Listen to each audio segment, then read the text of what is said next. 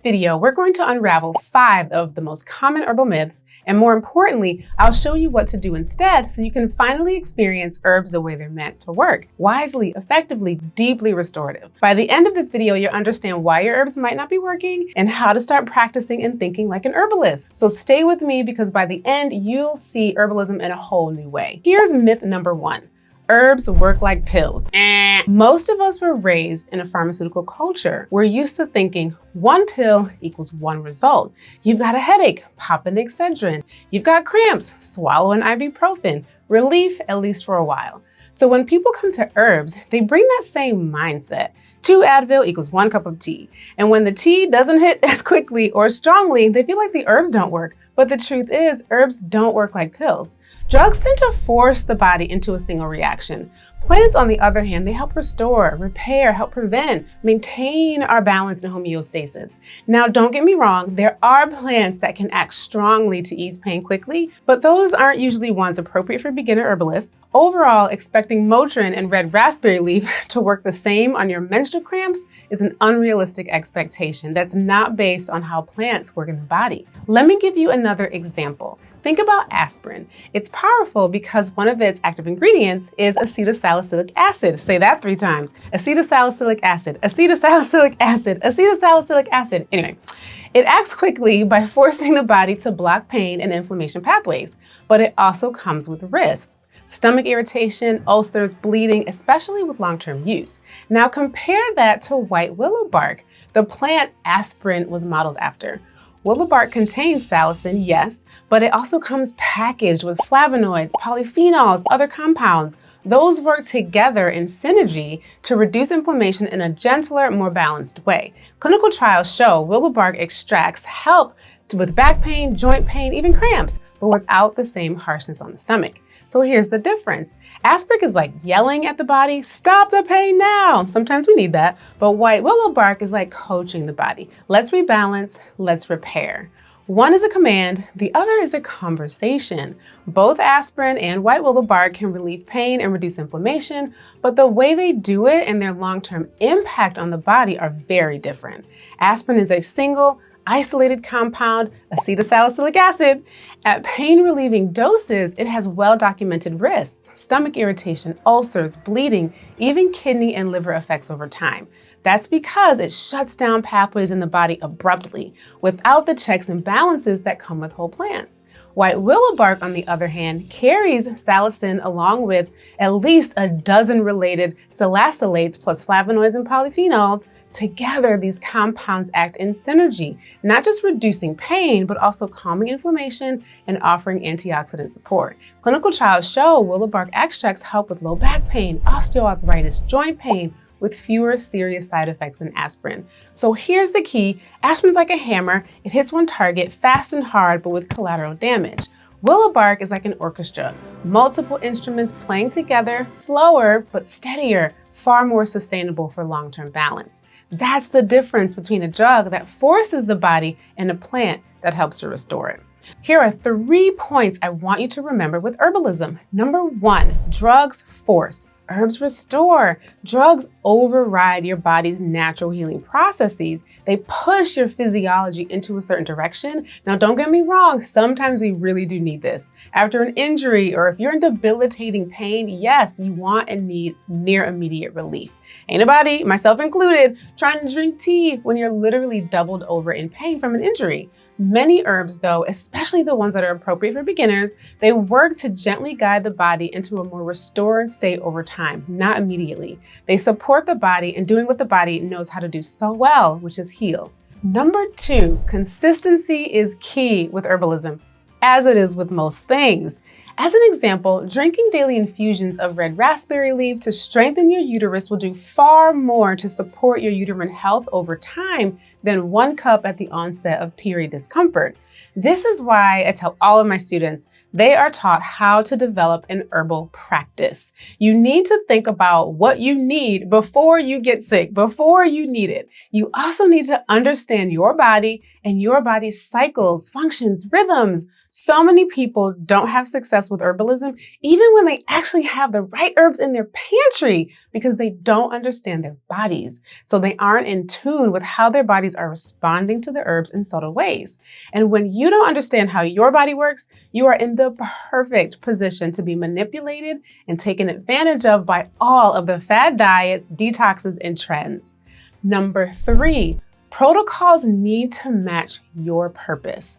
For general well-being or like proactive care, because our medical system does not do preventative medicine well, this means you have to do it at home. And herbs can play a huge part of this. So when you're not sick, you lean on your daily tonics, nutritive herbs like nettle leaf, oats, hibiscus, alfalfa, moringa, there's so many. Calming herbs for the nervous system as well, like chamomile, lemon balm, holy basil, or immune tonics like elderberry, and liver tonics like burdock. You can create 2 to 3 simple blends just to start and use them on rotation to support your whole body and bolster your well-being. This helps you not get sick, at least not as often, and it supports the general functioning of your body. For acute concerns, when you're feeling that tickle in your throat, you typically need slightly larger and more frequent doses of safe herbs that you are already familiar with.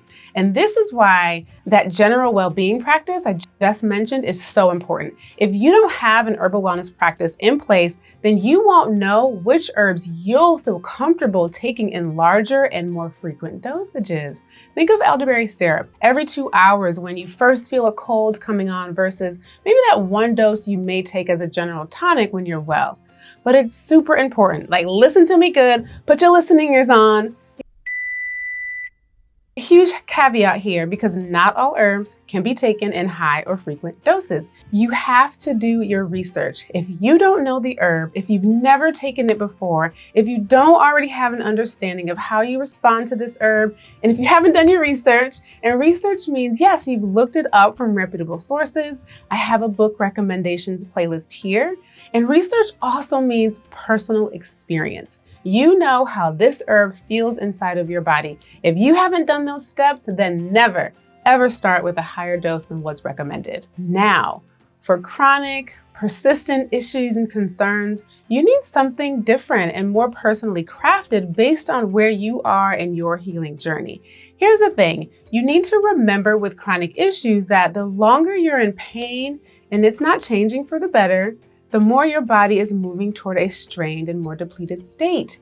And this is where people often misunderstand medications versus herbs. Medications can be very effective at suppressing symptoms, and sometimes that suppression is necessary to get through daily life, but suppression alone doesn't rebuild what's been lost. It doesn't nourish, it doesn't restore resilience, and over time, it can add new layers of strain. Herbs, on the other hand, when chosen well, can work on the deeper terrain. They can help restore function, rebuild tissue strength, and bring the nervous system out of a constant state of overdrive. But here's the key. With chronic conditions, your protocol is not a one-size-fits-all, and it doesn't stay the same forever. It has to shift depending on what your body needs in that season. Symptom pictures change both as we move toward greater depletion and as we move toward greater well-being. The person in the early acute flare of IBS needs something totally different from the person who's been experiencing IBS for months, and now this exhaustion is setting in and it's turning into a multisystemic problem. Those protocols have to be different, and the body's needs, it evolves as it heals. And let me be clear, herbs can't do the heavy lifting alone. Real healing in chronic illness happens when plants are working in tandem with diet, lifestyle, and emotional work. How you move your body, what you eat, what you drink, the stress you carry, the anger, resentment, grief, every emotion in between that you hold on to, all of that has to be tended to alongside with your herbal protocol. So whether we're talking about proactive care, acute flare-ups, or chronic conditions, the lesson is the same. Don't treat herbs like pills. Treat them like partners in your healing. Let them work with you over time, in rhythm with your body's own cycles. That's when you begin to feel the full power of herbalism. Myth number 2, what worked for my friend is gonna work for me. You've probably heard this or done this. Oh, ashwagandha worked wonders for my anxiety, so it'll definitely help you too. Or maybe you saw someone on TikTok swear that this detox tea cleaned them out. You know what I mean by that. So you ran and you bought it too, only to end up disappointed. So here's the truth. Same symptom, different body, different experience. Herbalism is individualized. Just because an herb helped your best friend, your mama, or the influencer you follow doesn't mean it's automatically going to work for you. Why? Because plants don't just interact with the symptom, they interact with you, with your constitution, with your patterns, with your stage of healing. And without that plant-to-person match, results will always vary.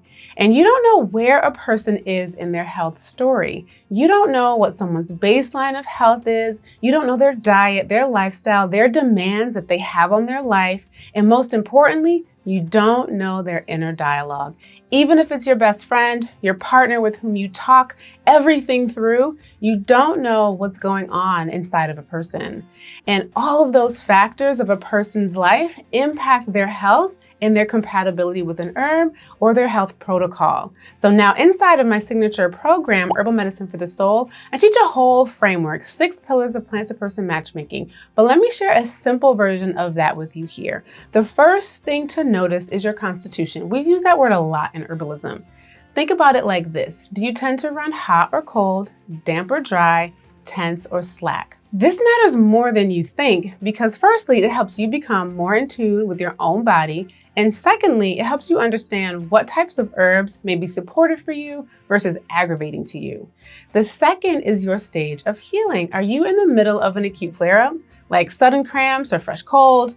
Are you dealing with a long-standing chronic issue like joint stiffness, lupus, or are you in maintenance mode, looking to keep your system strong? The herbs you choose will shift depending on that stage. Let me give you a concrete example. Constipation. If you're hot and dry, maybe your skin is even dry, even with daily moisturization, your stools are hard, your tongue is dry, you likely need moistening herbs like marshmallow root or okra water, because they are moistening and cooling to the tissues. Is this starting to make sense? If you're more of a cold, tense type, this is stuck, maybe spasmodic, you feel bloated, gassy, crampy, like your belly is tight and knotted. Stools aren't rock hard like the dry type, but they just won't come out as easily because everything feels kind of clenched. Anxiety often makes things worse. Herbs that help, warming, relaxing herbs, maybe some heat, ginger to get the fire going, chamomile to calm the spasm, fennel to ease the gas and tension. I know this is coming together for you. But if you're damp and sluggish, maybe you feel heavy, boggy, your metabolism is slow, you feel weighed down after meals, digestion is slow, stools may be soft or sticky, but still feel incomplete, like you're not fully evacuated. There's a sense of stagnation, maybe lots of mucus or too much heaviness in the gut. Herbs that help, drying, and some stimulating movers like burdock, dandelion, maybe artichoke. These are detoxifying. They help to clear out the damp heaviness and get the bowels working with more tone and more rhythm. See how one single issue, constipation, that seems simple, but it really calls for a completely different plans depending on what's going on inside of you. And here's something really important. If you're just beginning, don't start by throwing 10 herbs into one blend. When you do that, you'll have no idea what's actually helping or what might be irritating you. Start simple, one herb at a time, give it space, pay attention to how your body responds. That's how you build a relationship with the plant and how you begin to learn the language of your own body. I'll give you an example from my own practice. I run cold and dry. So when I first started working with hawthorn berry, which is astringent, meaning it tightens and tones tissues so it has a drying effect, I noticed it made me feel so dry. It was like I was itching from the inside out.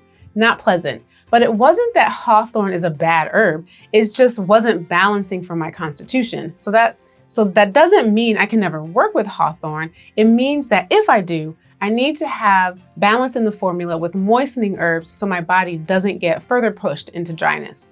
This is the real lesson with herbalism. Here, we have to pay attention to our bodies, We have to learn the language of our tissues, our patterns, our needs, and from that place, we discover which plants truly fit us. So even if you try to do whatever worked with your friend, don't be surprised or discouraged if you have a different experience. There are so many plants. You can find the ones that are compatible with your body and your needs. Start simple, pay attention, and then build. Become a plant-to-person matchmaker. That's where the magic and the real results live. Myth number 3.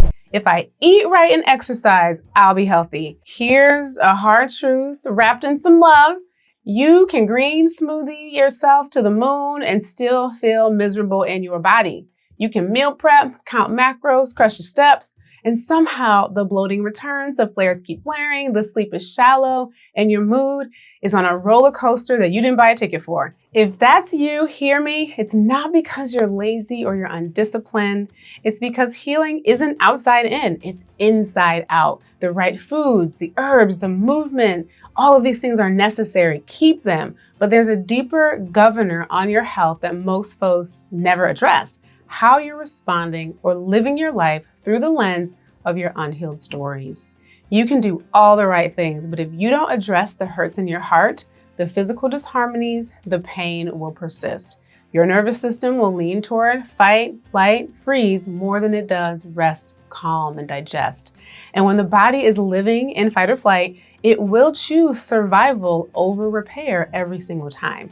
Digestion slows, hormones go sideways, restorative sleep eludes you, inflammation gets louder, multisystemic, and then we blame the herbs or the diet when really the nervous system, which responds just as much to your thoughts as it does to your habits, never feels safe enough to actually heal. And I'll tell you the truth, I know this because I lived it. For years, I was the queen of doing all things right. Drinking my herbal infusions, making the tinctures, eating clean, moving my body, building all of the healthy habits. And don't get me wrong, these were important. They gave me strength and they gave me a foundation. But here's what I eventually had to face. Those habits were preparing me for the real work, which was healing my childhood trauma, the grief, the fear, the old wounds that had been living in my body for decades and in my mindset and how I showed up in the world. Herbs and diet and exercise will carry you far. They'll keep you steady, they'll keep you strong, but they cannot on their own release the pain you've been carrying since you were 5 or 12 or 25. This is where the soul work comes in. This is where tending to your inner story and how your nervous system has basically become accustomed to this story and state, this is the heart of healing. It's just as important as the mug of tea in your hand. And when I finally let myself go there, when I let the plants hold me while I did the deeper healing, that's when my well-being stopped being something I chased and started being something I truly lived and embodied. All the chronic physical pains I had, the musculoskeletal pain, the digestive issues, the painful periods, it all resolved when I healed the inner hurt. And I've seen the same results happen again and again with students and with private clients. Fibroids literally being birthed when folks get out of incompatible relationships, pain resolving when folks leave unfulfilling jobs, anxiety and depression lightening and lifting when folks change their living environments, marriages saved and relationships with children improved when folks started learning to love themselves. Yes, all of those external factors, the stressful relationships, the jobs, the situationships, yes, when we remove or distance ourselves from things and people that contribute to our stress, we're naturally going to feel better. But the hard part is maintaining feeling good because childhood trauma, old wounds, they always have a way of making us believe we're not worthy of feeling good or feeling too good. We're not worthy of good experiences or too much joy and happiness. They whisper that peace isn't safe, joy won't last, and ease has to be earned. So when we do start feeling better, those old patterns pull us right back into the same loops, the same relationships, same stress, same self-sacrifice. That's why the inner work is critical. It helps you see the pattern instead of being the pattern. It gives you choice, the power to say, no, I don't need to live in survival anymore. And that's what true healing is. Not just the absence of symptoms, but the presence of peace. The ability to rest, digest, feel, receive without guilt. Herbs can support this process so beautifully. Nervines to steady the system, adaptogens to rebuild capacity, heart tonics to open you back up to love, but they're not meant to numb the pain or replace the inner work. They're meant to hold you while you do the work. So if you've been doing all the right things and still not feeling right, maybe the next step isn't a new supplement or a stricter meal plan. Maybe the next step is learning how to let your body feel safe enough to heal. Because once you do that, once you stop living from the wound and start living from worthiness, everything else starts to align and the body falls right in line. The well-being you feel on the inside begins to radiate and be expressed in all of your tissues. Myth number 4, more herbs equals better results. Tell me if this sounds familiar. You can't sleep, so you make a bedtime blend with chamomile, valerian, skullcap, hops, lemon balm, passion flower, lavender, and since TikTok said kava will knock you right out, add some of that too. And then you wake up groggy, with a headache, puffy, and unsure about what actually worked, and maybe thinking you're probably having an allergic reaction. I've met so many folks who love their plants so much, they invite the whole apothecary to the party. 8, 10, 12 herbs in one mug. It feels loving, it feels thorough, but here's the truth. Kitchen sink blends can confuse your body and your data. Too many herbs at once can dilute the effect, trigger side effects you can't trace, and most importantly, prevent you from learning which allies are truly suitable for you. So let's bring it back to the ground rule I teach all of my students. Start simple, 1 herb at a time. There's no rush. 2 or 3 at most. Get to know them the way you would get to know a friend, slowly, sweetly, with presence, because clarity in your teacup leads to clarity in your healing. Here's how to consider doing it instead. Pick 1 herb, 1 purpose, 1 window of time. For sleep, ask, is my issue a racing mind or a tense body? If it's a racing mind, maybe try lemon balm or passion flower. If it's a tense, cleansed body, maybe try valerian or blue vervain. Run a 7 to 10 day personal trial with consistent dose and timing. Journal what you notice, sleep onset, night wakings, what were your dreams like? What was your morning energy like? What was your mood? If it helps, keep it. If it doesn't, swap it.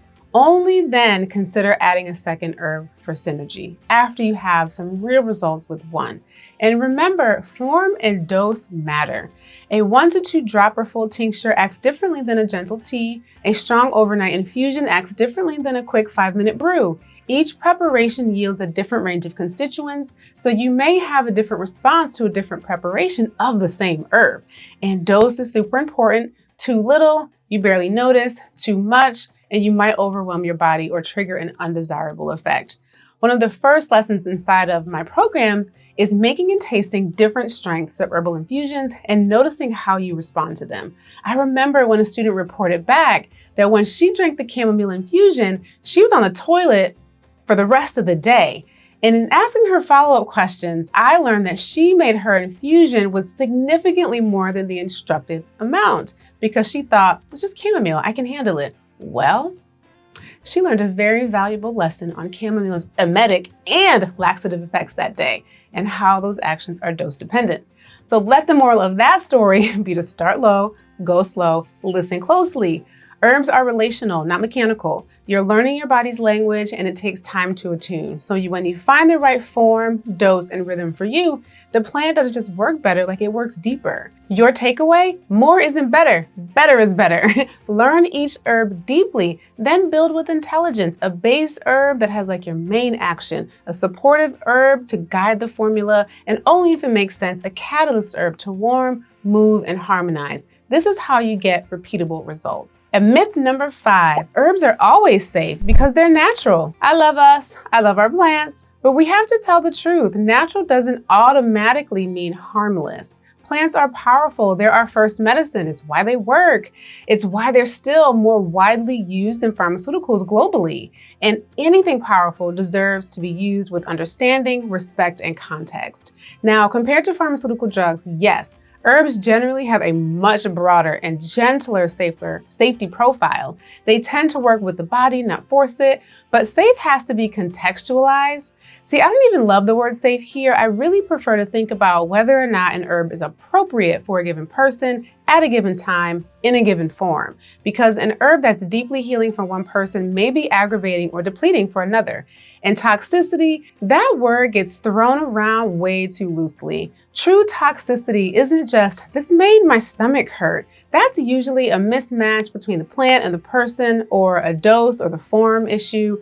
Real toxicity means an herb has the potential to damage tissue, impair organ function, or cause systemic harm, especially when used in excess, for too long, or in the wrong situation.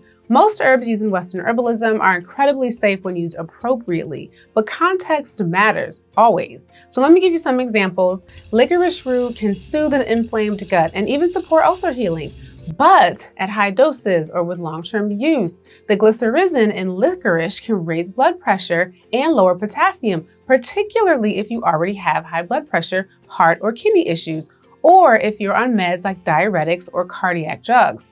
DGL forms are gentler on this front, but still, you gotta use it with awareness. St. John's wort can support mood, but it speeds up how the liver and gut clear many drugs, which can reduce the effectiveness of oral contraceptives, certain antidepressants, and other prescriptions. Kava can be a powerful ally for anxiety, but rare cases of serious liver injury have been reported. If you have liver disease, drink alcohol, or use high doses, long durations of time, caution is essential. Some herbs can increase bleeding risk, especially before surgery or when combined with anticoagulant or antiplatelet drugs. Examples include garlic and ginkgo or turmeric, so you have to pause or adjust and use with professional guidance. And here's one that surprises many nursing parents: mints. Peppermint, especially sage, can be drying to the body and reduce milk supply when taken in strong doses or frequently while you're nursing. So when we talk about herbal safety, what we're really talking about is herbal appropriateness, matching the right herb to the right person at the right dose for the right reason. Here's a more empowered way to think about safety. Context matters. Pregnancy, nursing, age, medications, surgery, constitution, all influence how a herb behaves in your body. Form and dose matter. A food level sprinkle of turmeric is different from a high potency extract. A cup of chamomile tea, like we already talked about, is not the same as several dropperfuls of the tincture. Source and quality also matter. Poorly processed or contaminated herbs can cause reactions that have nothing to do with the plant's natural chemistry. So yes, herbs are, by and large, safer than pharmaceuticals when used correctly, but they are not neutral. They have spirit, chemistry, and consequences. So respect their power and learn to use them wisely. Because when you do that, when you work with plants in context, with knowledge, and with reverence, you are incredibly empowered, equipped, and skilled to have your health in your hands.